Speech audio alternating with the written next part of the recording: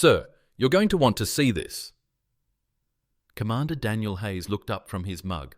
Real coffee, none of that synthetic garbage the outer colonies forced on them, and raised an eyebrow at Lieutenant Pierce, who stood in his doorway, looking like she'd just discovered gravity was optional.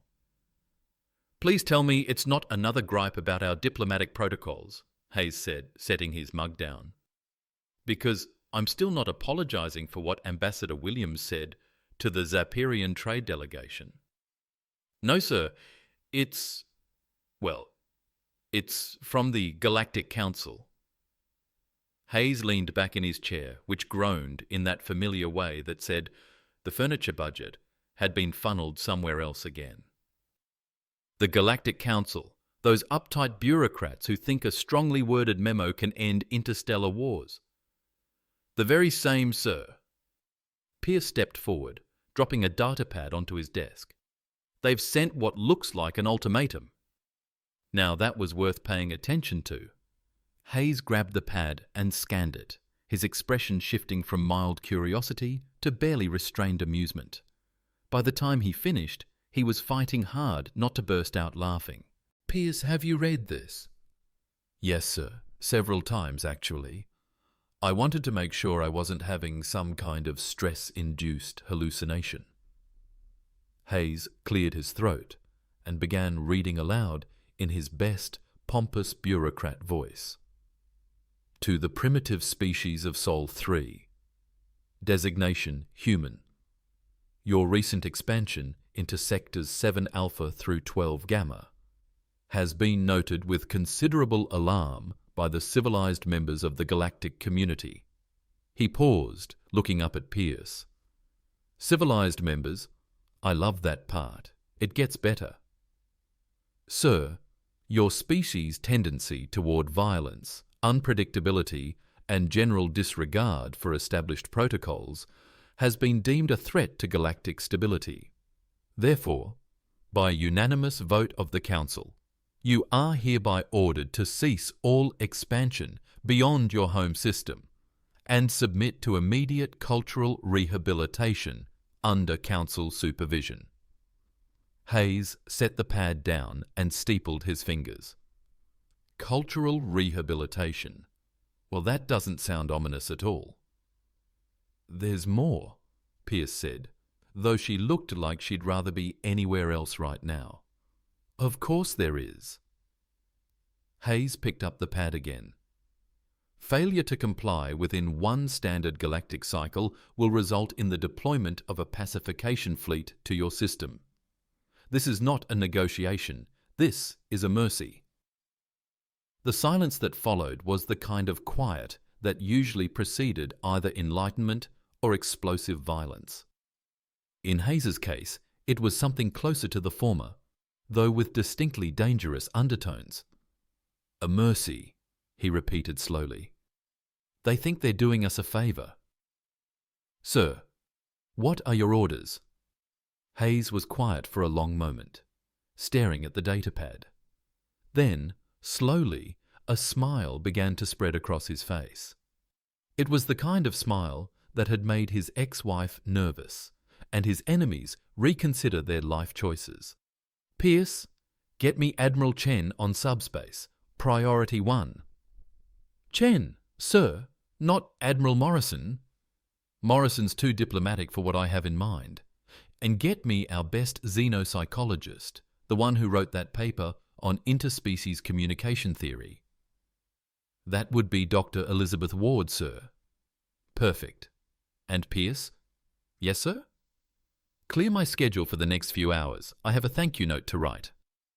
3 hours later, Hayes's office had been transformed into something resembling a war room, if war rooms were typically cluttered with coffee cups, snack wrappers, and at least one person who kept making inappropriate jokes about alien anatomy.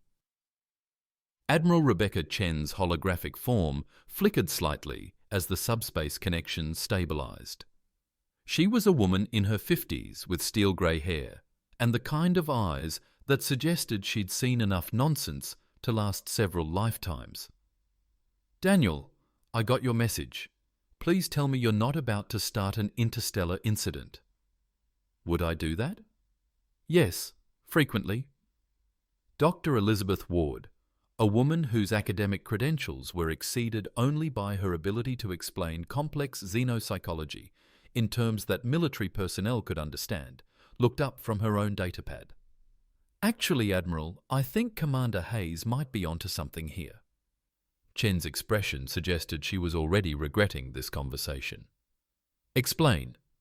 Hayes gestured to the wall display, which now showed a star map dotted with various coloured indicators. The Galactic Council, 73 member species representing what they claim are the civilized races of this galaxy. They've been around for about 12,000 years, give or take a few centuries. And they've just told humanity to sit in the corner and think about what we've done, Ward added, which, from an anthropological standpoint, is fascinating. Fascinating how? Chen asked, though her tone suggested she already regretted the question. They're treating us like children, Ward explained.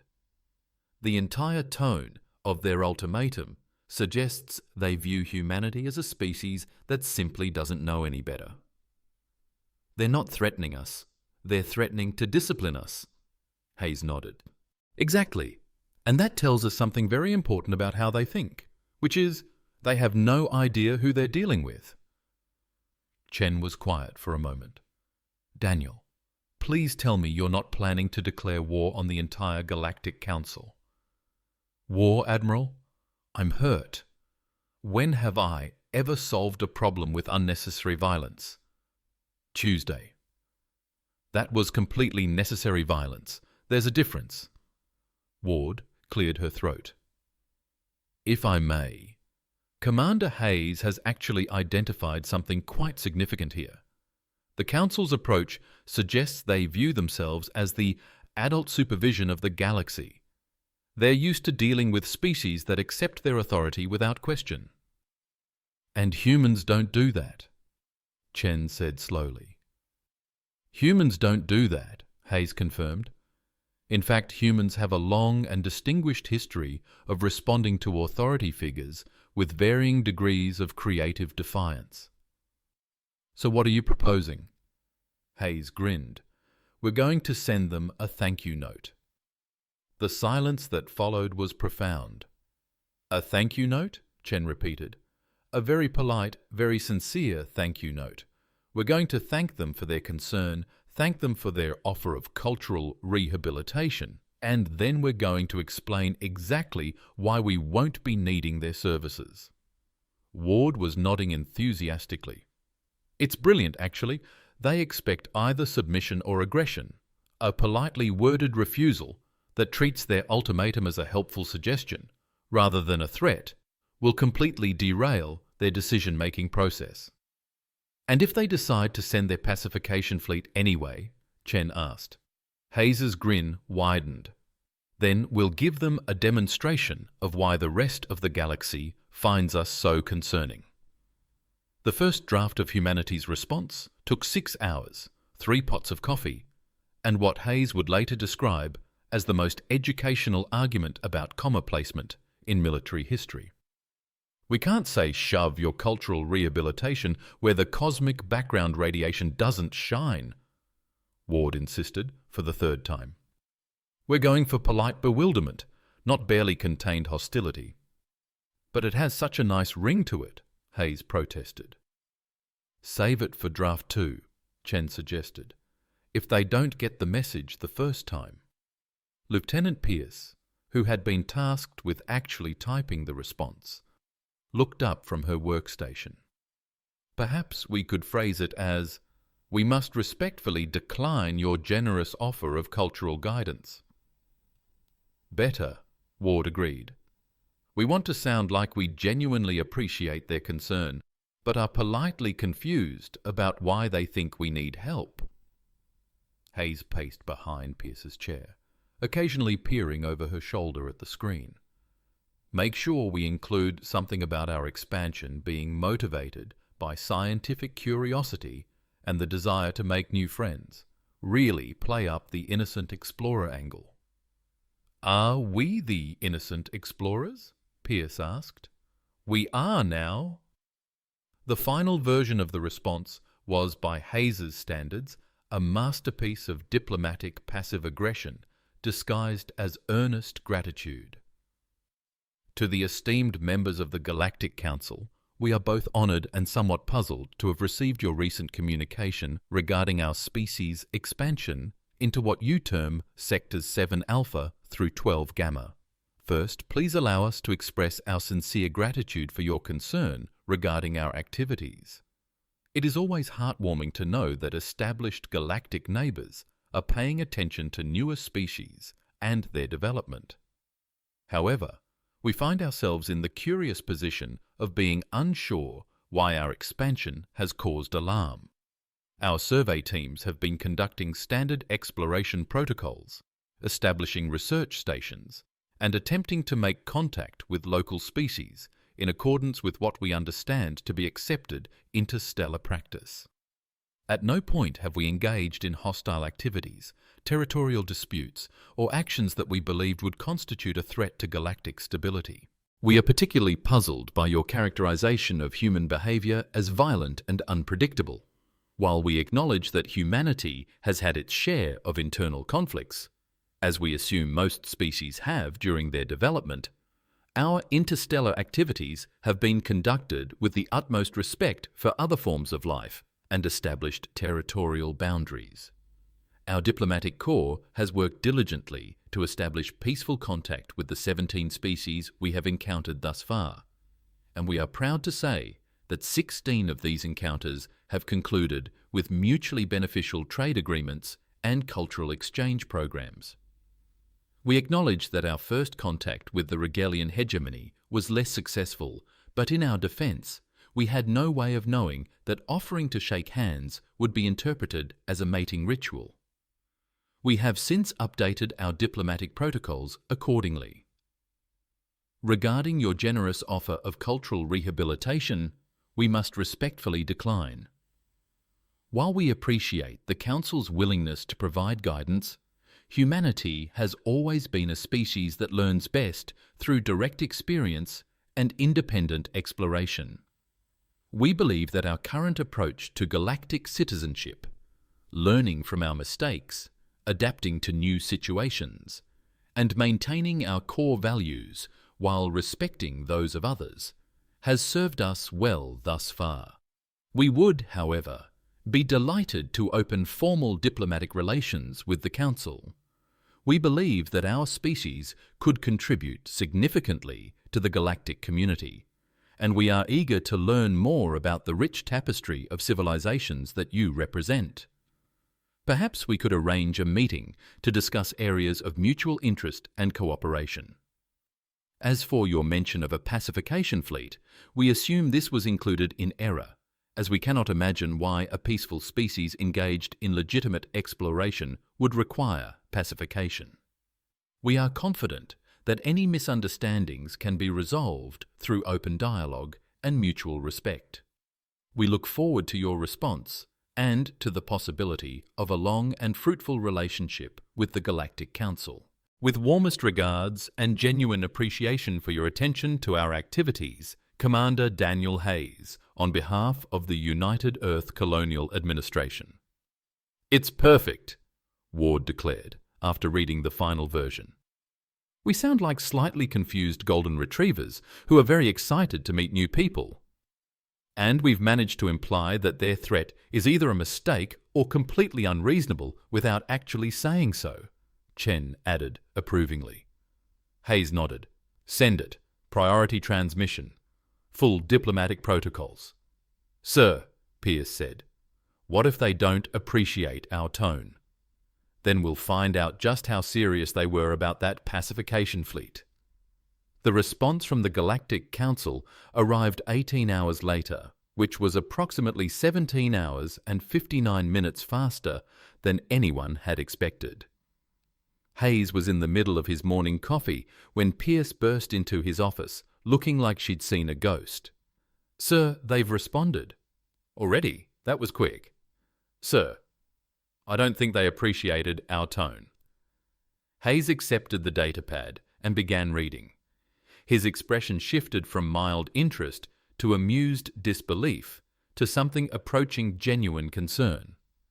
"Well," he said finally, "this is new." The Council's response was brief and to the point. "Species, human. Your response has been analysed and deemed insulting to the dignity of the Galactic Council. Your refusal to acknowledge the severity of your situation and your apparent mockery of our authority cannot be tolerated. The Pacification Fleet has been dispatched and will arrive in your system in 47 standard days. Prepare for immediate surrender and processing. Resistance will be met with appropriate force."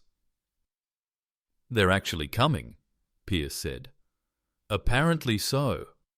Hayes set down the pad and walked to his window, which offered a view of the orbital shipyard where humanity's modest fleet was docked.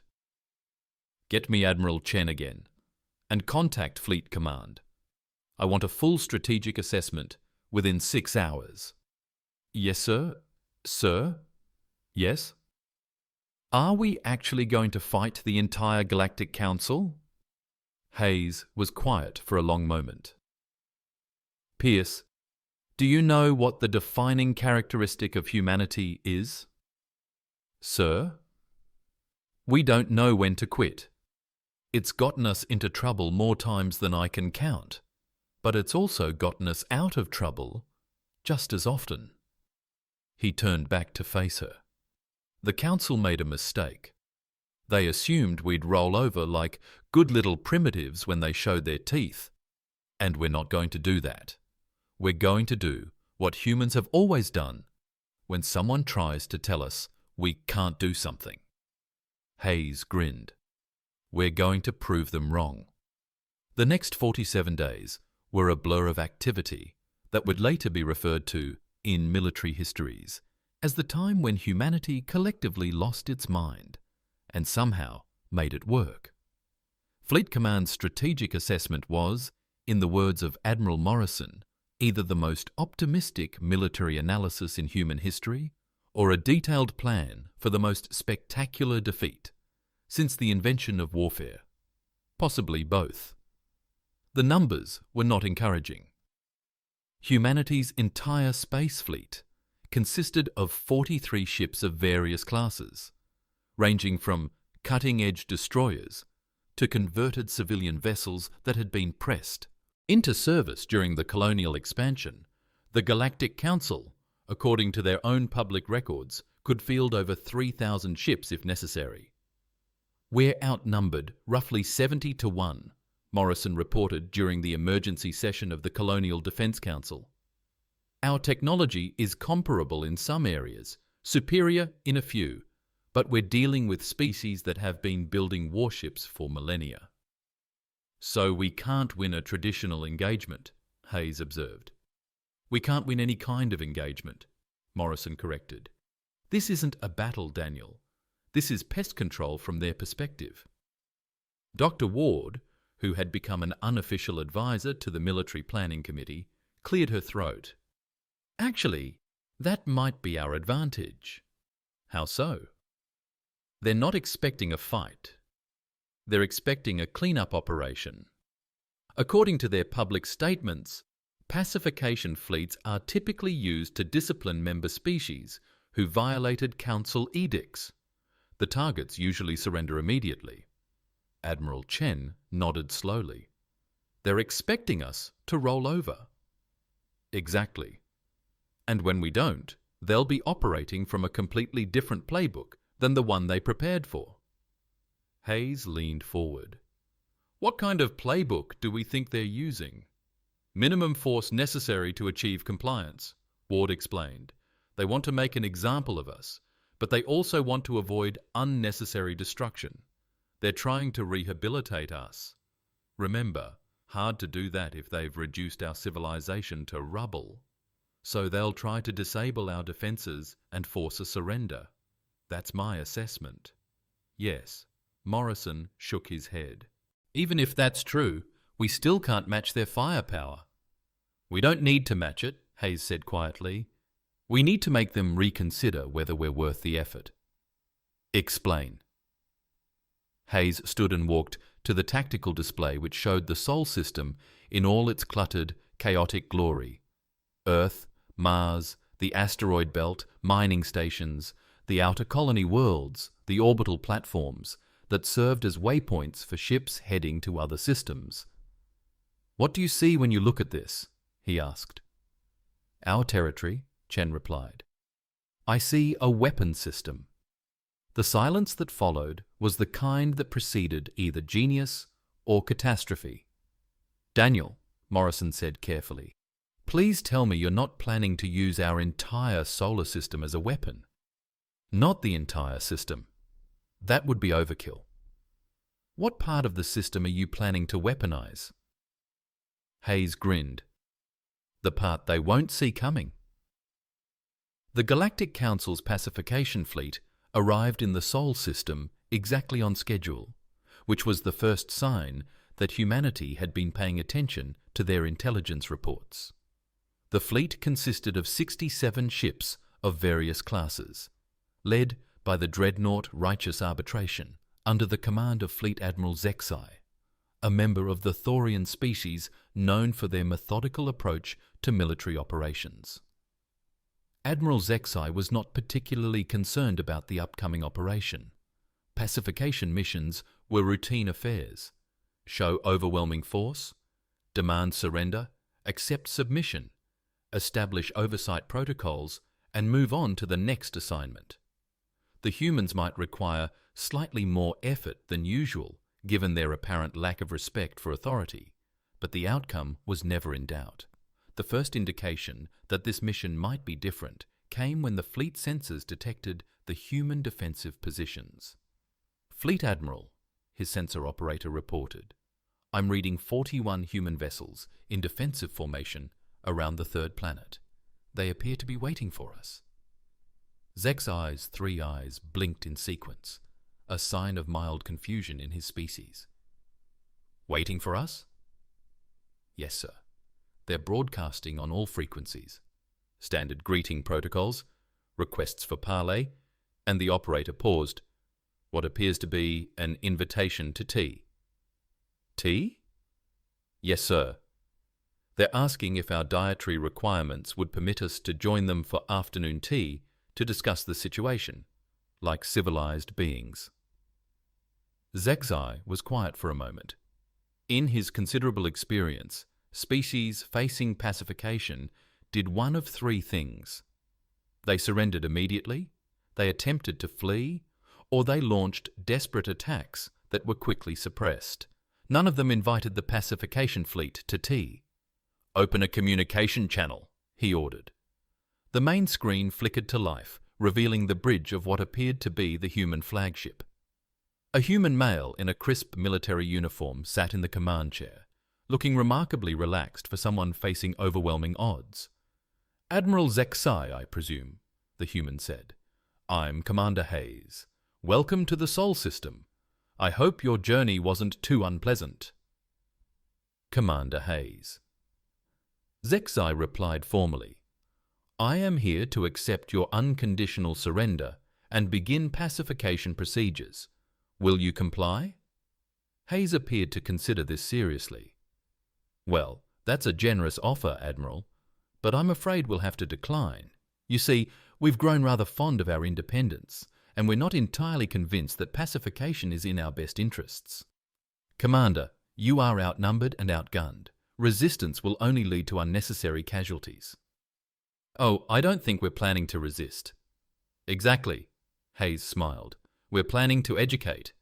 Before Zexai could ask what that meant, his tactical officer's voice cut through the bridge. "Admiral, I'm detecting massive energy signatures throughout the system. The humans appear to have..." "Sir, they've weaponized their asteroid belt." Zexai's attention snapped to the tactical display. The asteroid belt between the 4th and 5th planets was lighting up like a festival celebration. Thousands of energy signatures indicating active propulsion systems and weapons platforms. "They've turned the entire belt into a minefield," his tactical officer continued. "Estimated number of active devices, over 10,000. 10,000. Zexai's voice carried a note of disbelief. "Sir, that's not all. I'm detecting similar signatures around the gas giant in the outer system. They've weaponized its moon system as well. And, sir, there are energy readings coming from the comets in the outer cloud. They've been mining and arming them for months." On the screen, Commander Hayes was still smiling. "You see, Admiral, humans have this quirk. When someone tells us we can't do something, we tend to get creative. And when someone threatens us, we tend to get very creative, very quickly." Zexai stared at the tactical display. The human fleet might consist of only 41 ships, but they had turned their entire solar system into a weapons platform. Any attempt to approach the inner planets would require running a gauntlet of automated defences, hidden weapons platforms, and what appeared to be weaponized chunks of space debris. "This is madness," he said finally. "This is Tuesday," Hayes replied cheerfully. "We've been preparing for your arrival since you announced it. Did you really think we'd spend 47 days sitting around waiting for you to show up? You cannot hope to match our firepower." "You're absolutely right. We can't match your firepower, your technology, or your experience. But Admiral, we don't need to defeat you. We just need to make this cost more than it's worth." Hayes gestured towards something off-screen, and the tactical display updated to show additional information. The asteroid belt. It wasn't just weaponized, it was mobile. The modified asteroids were slowly moving into new positions, creating overlapping fields of fire that would make any approach to the inner system extraordinarily costly. "You see, Admiral," Hayes said, "the Galactic Council made a fundamental error in their assessment of humanity. They assumed we'd fight like a traditional military force. But humans don't fight fair. We fight to win, and we use whatever tools are available." Zexai was beginning to understand why the Council had been concerned about human expansion. "What exactly are you proposing, Commander?" "I'm proposing that you return to the Council with a message. Humanity is willing to discuss our role in the galactic community, but we will not be dictated to. We will not submit to cultural rehabilitation, and we will not be treated like misbehaving children. And if the Council sends a larger fleet," Hayes's smile took on a distinctly predatory quality, "then we'll show them what humans can accomplish when we're really motivated. Admiral, this system represents maybe 5% of our actual defensive capability. We've been very polite so far." The bridge of the righteous arbitration was completely silent. "You're bluffing," Zexai said finally. "Am I, Admiral? How many species in the Galactic Council have ever fought a total war? How many have ever had to develop military technology as a matter of survival rather than territorial expansion?" Hayes leaned forward slightly. "Humans spent most of their history trying to kill each other more efficiently than the other guy could kill them. We've had thousands of years to get very, very good at creative destruction. The only reason we stopped is because we figured out how to leave the planet and find new things to do." He gestured again, and the display showed additional information: ship construction facilities, manufacturing centres, research stations, all of them located in areas that would be extremely difficult for the Council fleet to reach without taking massive casualties. "We've been in space for less than 2 centuries, Admiral, and we've already colonized 17 systems. Do you know why? Because humans don't know when to quit. We don't accept limitations. We don't respect boundaries that we didn't agree to. And we really, really don't like being threatened." Zexai looked at his own tactical display, then back at the human commander. "What do you want?" "I want you to go back to the Council and tell them that humanity is interested in joining the galactic community as equals, not as subordinates. We're willing to discuss reasonable limitations on our expansion. We're willing to participate in diplomatic initiatives, and we're even willing to consider cultural exchange programs. But we will not be pacified, rehabilitated, or managed. And if the Council refuses, then the next time they send a fleet to Sol, they better send a bigger one, because by then we'll have had time to get really creative. The Galactic Council's emergency session convened 6 days after Admiral Zexai's fleet returned from the Sol system. The mood in the Grand Chamber was something between bewilderment and barely controlled panic. Councillor Vexthara of the Altarian Republic spoke first. "Admiral Zexai, please confirm your report. The humans refused to surrender." "That is correct, Councillor. They not only refused surrender, they demonstrated a defensive capability that would make any attempt at pacification prohibitively costly." "How costly?" asked Councillor Prime Darwin of the Regalian hegemony. Zexai's report was clinical and thorough. The humans had weaponized their entire solar system, demonstrated tactical innovation that indicated significant military experience, and made it clear that any attempt at forced pacification would result in casualties that the Council would find unacceptable. They essentially turned their star system into a fortress, he concluded. Any attempt to take it would require a significant portion of our combined fleets, and even then, success would not be guaranteed. The chamber erupted in what could charitably be called discussion, and more accurately described as controlled chaos. 73 different species trying to talk at once created a sound that was both fascinating and deeply unpleasant. Councillor Prime Darwin called for order. "The question before us is simple. Do we escalate or do we negotiate? We cannot be seen to back down from a species we have declared to be in violation of Council authority," insisted Councillor Zephon of the Crystalline Dominion. "Our credibility is at stake." "Our credibility is already damaged," replied Councillor Vexthara. "We issued an ultimatum to a species that was apparently better prepared for warfare than our intelligence indicated." "They're primitives," Zephon protested. "They've been spacefaring for less than 2 centuries. Primitives who managed to create a system-wide defense network in less than 50 days, Admiral Zexai pointed out.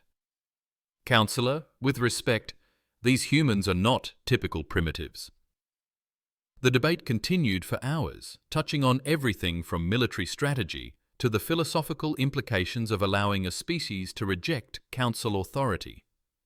Finally, Councillor Prime Darwin called for a recess. "We will reconvene in 6 hours, he announced. "I suggest we all use that time to consider our options carefully." During the recess, Councillor Vexthara found herself in a private meeting with 3 other council members, Darwin, Zexai, and Councillor Theiss of the Meridian Collective. They were informally the Council's Crisis Management Committee. "Honestly," Vexthara said, "what did we expect? We've been treating every new species we encounter like they're children who need guidance. Eventually, we were going to run into one that didn't appreciate the condescension." "The humans are different," Admiral Zexai agreed. "Every other species we've encountered has had some form of central authority that could make decisions for the entire population. The humans have dozens of competing governments, but they still manage to coordinate a system-wide defense in record time." Councillor Theiss, a species known for their analytical approach to problems, had been reviewing the human cultural data. "Their response patterns are consistent with a species that has evolved under constant competitive pressure. They don't just adapt to threats, they treat threats as opportunities to innovate." Meaning? Meaning that every time we escalate, they'll escalate further. We threaten them with pacification. They turn their solar system into a weapon. If we threaten them with a larger fleet, they'll probably find a way to weaponize their star. Darwin was quiet for a moment. Are we seriously considering negotiating with a species that just threatened the entire Galactic Council? We're considering negotiating with a species that demonstrated they could make good on their threats, Vexthara corrected. There's a difference. What are they actually asking for? Zexai consulted his notes. Equal status in the galactic community, participation in diplomatic initiatives, and cultural exchange programs. They're willing to discuss limitations on their expansion, but they won't accept external oversight of their internal affairs. That's actually reasonable, Thies admitted. It's also a complete reversal of our position. Darwin pointed out, sometimes reversing position is the smart move. Vexthara said, especially when the alternative is a war that nobody wants. They sat in contemplative silence for several minutes. There's another consideration, Zexai said finally. The humans aren't just asking to be left alone. They're asking to join us. If their defensive capabilities are any indication of their potential contributions to the Council, they might actually be valuable allies. Allies who shoot first and ask questions later. Allies who don't back down from a fight. When was the last time the Council faced a real external threat? It was a good question. The Galactic Council had been the dominant force in their region of space for so long that most members had forgotten what it was like to face genuine opposition. You're suggesting we accept them as equals? Darwin asked. I'm suggesting we accept them as what they are, a species that's capable of defending itself and isn't interested in being anyone's client state. The council session reconvened 6 hours later, and the debate resumed with somewhat less chaos and considerably more focus. The question was no longer whether to negotiate with the humans, but what form those negotiations should take. Councillor Prime Darwin presented the committee's recommendations: formal diplomatic contact, establishment of embassy relationships, and preliminary discussions about human participation in council activities. We are essentially proposing to treat them as we would any other potential council member, he explained. Full diplomatic status, with the understanding that membership would be contingent on their willingness to abide by council regulations, which they have already refused to do. Councillor Zephon pointed out, which they have refused to do without discussion. Vexthara corrected, there's a difference between rejecting authority outright and insisting on being part of the decision-making process. The vote, when it finally came, was closer than anyone had expected. 39 in favour of diplomatic contact, 34 against.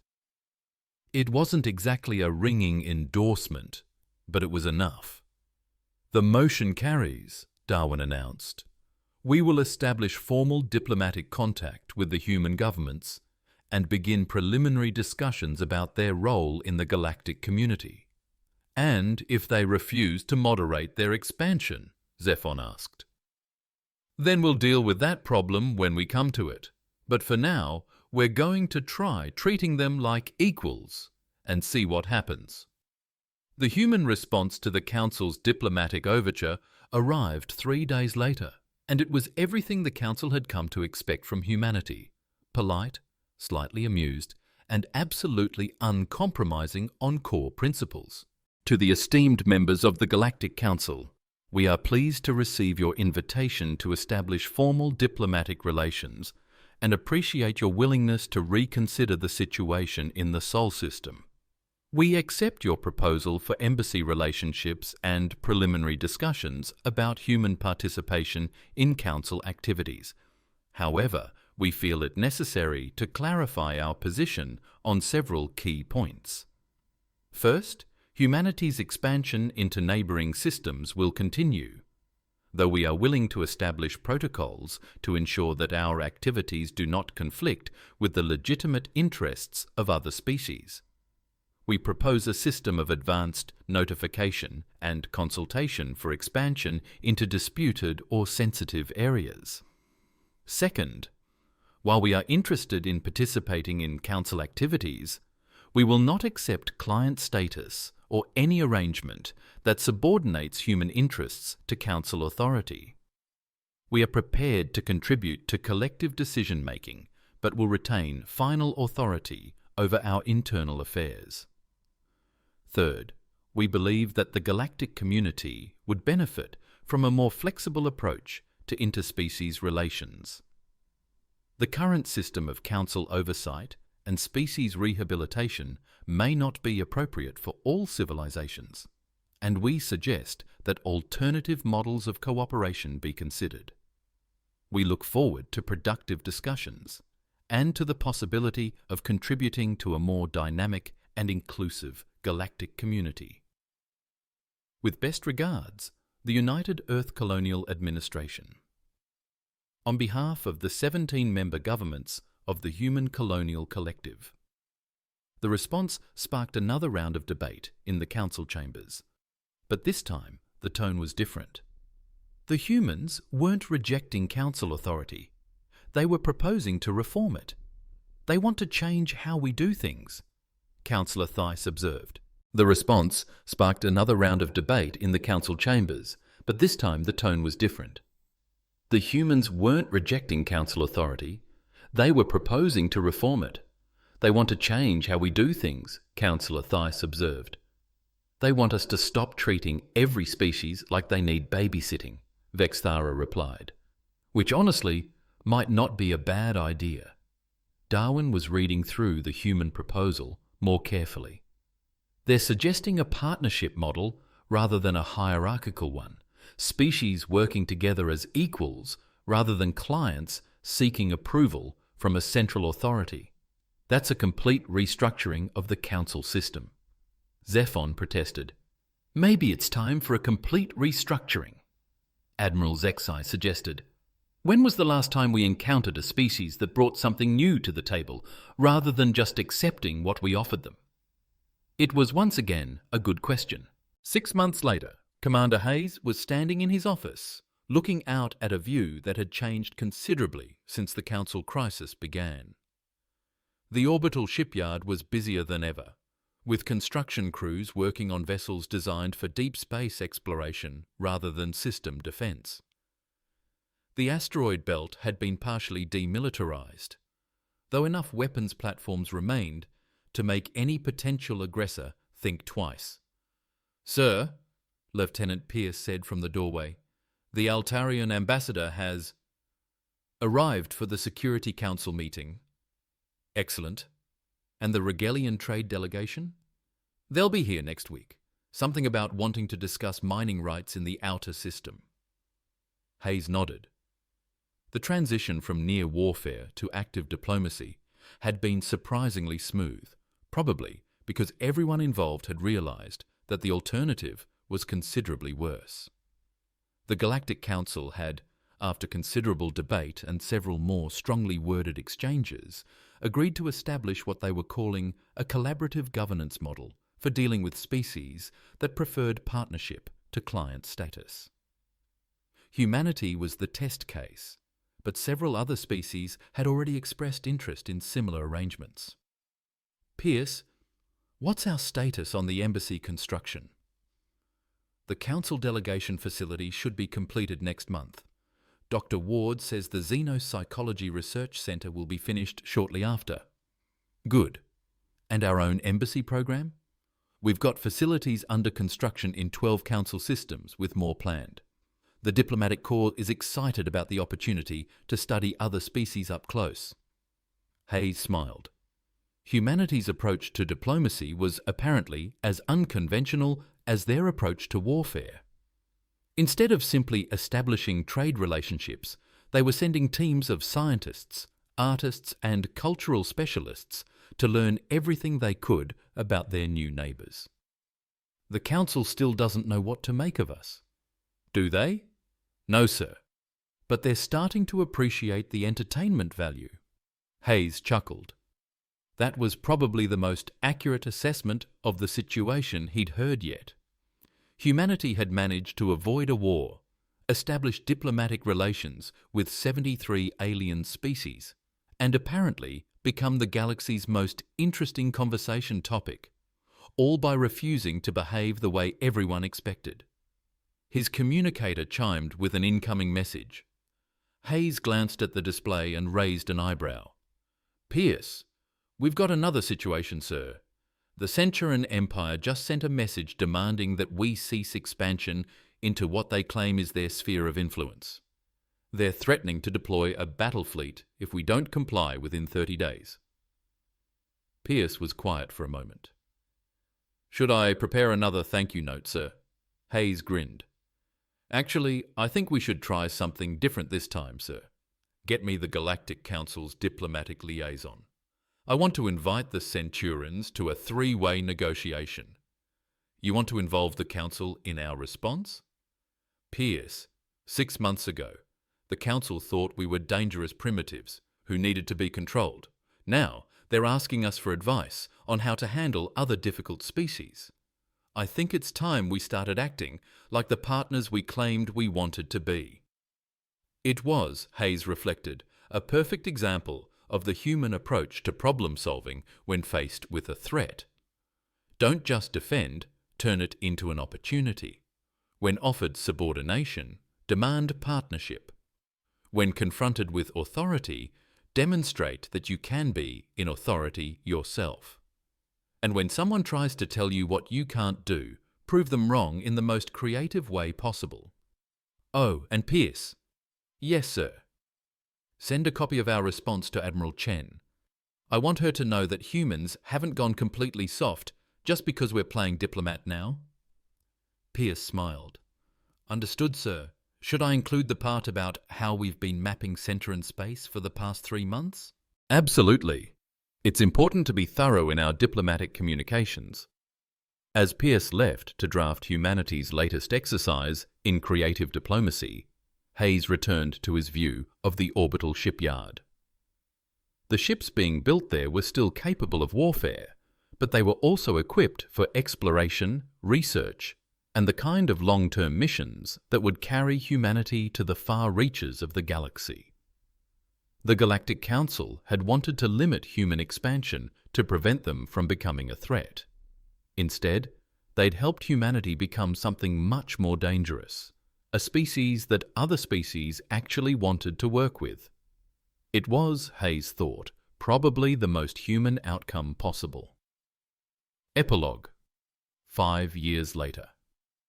The Galactic Council's annual assembly had grown considerably since humanity's admission as a full member. What had once been a staid gathering of 73 species had become a dynamic forum of nearly 200 civilizations, many of which had been inspired by humanity's example to demand partnership rather than client status. Former Commander Hayes, now Ambassador Hayes, stood at the podium in the Great Assembly Hall preparing to deliver his species' annual report. The hall was packed with representatives from across the galaxy, and the energy in the room was palpable. "Fellow council members," he began, 5 years ago, humanity was threatened with pacification for the crime of expanding too quickly and being too unpredictable. Today, I'm pleased to report that we have successfully expanded into 47 new systems and have become significantly more unpredictable. The laughter that rippled through the assembly was genuine. Humanity's ability to find humour in almost any situation had become legendary among council species. In the past year alone, human research teams have made first contact with 12 new species, established trade relationships with 37 civilizations, and successfully mediated 7 territorial disputes. We have also, I'm proud to say, managed to avoid starting any wars, though we did come close during the Great Pi incident on Kepler 442b. More laughter. The Great Pie Incident had become a cautionary tale about the importance of understanding local customs before attending cultural festivals. But perhaps most importantly, we have learned that the galaxy is a much more interesting place when species are free to be themselves rather than forced to conform to a single model of civilization. The collaborative governance model pioneered by this council has proven that diversity of thought and approach makes us all stronger. Hayes paused, looking out over the assembled representatives. Humans were no longer the only species questioning traditional authority structures. The Draconian Consortium had recently demanded the right to settle their own disputes without council oversight. The Crystalline Dominion was experimenting with democratic decision-making. Even the traditionally hierarchical Regalian hegemony had begun consulting with their client species rather than simply issuing orders. 5 years ago, the Council saw humanity as a problem to be solved. Today, I hope you see us as partners in solving problems, because the universe is full of challenges that require creative solutions, and creativity thrives when different perspectives are allowed to flourish. He concluded with the traditional closing formula, but added his own twist. Thank you for your attention. Thank you for your patience with our continued unpredictability. And thank you for proving that even the most established institutions can learn new tricks. The applause was thunderous. Later, at the reception following the assembly, Hayes found himself in conversation with Admiral Zexai, who had since been promoted to the Council's Security Advisory Board. You know, Ambassador Zexai said, when I first encountered your species, I thought you were completely insane. And now? Now I'm convinced you're completely insane. But I've come to appreciate that it's a very effective kind of insanity. Hayes raised his glass, filled with a drink hailed as a delicacy by the Altarian Republic, though to human taste buds it was somewhere between carbonated tree bark and regret. To effective insanity. To effective insanity, Zexai echoed, lifting his own glass. And to the most interesting 5 years the Council has ever seen. They drank. As the fizz stung his throat, Hayes found himself reflecting on the absurd, improbable journey that had brought them here. Humanity had entered the galactic stage not as equals, but as a problem, a species given a choice: submit or be destroyed. They'd chosen neither. Instead, Earth had done the most human thing imaginable when backed into a corner. It had rewritten the rules entirely. The Galactic Council had issued a threat. Earth had responded with a thank you note and an invitation to reconsider everything. And somehow, impossibly, it had worked. Beyond the Great Hall's wide windows, ships from dozens of civilizations glided through the traffic lanes. Human vessels were easy to spot. They were the ones that looked like ship designers had rejected the manual halfway through and said, let's try something no one's done before. Just like humanity itself, unpredictable, inventive, stubbornly unwilling to accept that any situation was without options. The galaxy, Hayes mused, was undeniably more chaotic now, but also far more interesting. Somewhere out in the void, a new species was likely discovering faster than light travel, just beginning to peer beyond its own stars. When they arrived, they'd find a galactic council reshaped by unpredictability, open to innovation, and not entirely averse to a little effective madness. Not a bad legacy, Hayes thought, for a species once threatened with cultural rehabilitation. Not bad at all for a thank you note.